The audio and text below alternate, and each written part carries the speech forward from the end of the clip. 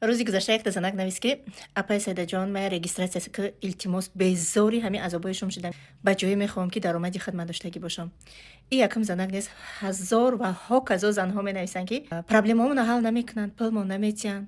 Барои продуктаи хонара харидан ҳатто барои мо боварӣ намекунанд, ки пул тиҳанд. албатта ки ман рад кардам шама, гуфтам ки сабр ка апаи хоҳари зиндагӣ сахтию баландиҳо дорад, лекин ҳамун мардое ки занҳотонам хеле строго судид мекунед дар зиндагитон. ҳамин апаву хоҳаро дар овчаҳошон дар корай. Кӯдакои яксола дусолатона ҷонтон мебурад, агар як касе як чишон бигӯяд. Пеш аз оне ки зан мегирен, шумо маънои никоҳа омӯзен. Вазифаи шумо хӯрондану пӯшондан, не ин ки як чиз меорен, миннат мекунен, мезиқен. Лекин ҳаст апаву хоҳарое ки шавҳарашон дастгиришон мекунанд ва кор мекунанд. баъзе мардҳое ҳаст, ки та аввал доказад, ки кани ту дар Фаберлик пул ба даст оварда метавонӣ, ба ман тура ёрдам мекунам.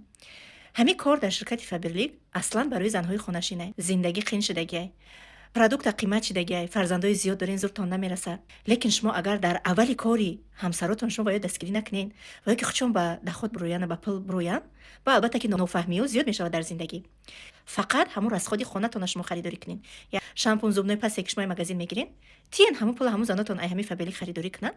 Дальшиш дар вазифаи мо ва ё дар роҳи пулкоркунира бе ягон блогерӣ, бе ягон расходи зиёдатӣ меомӯзонем. барои ҳамкорӣ метавонед дар WhatsApp ма ё Max Telegram ма муроҷиат кунед.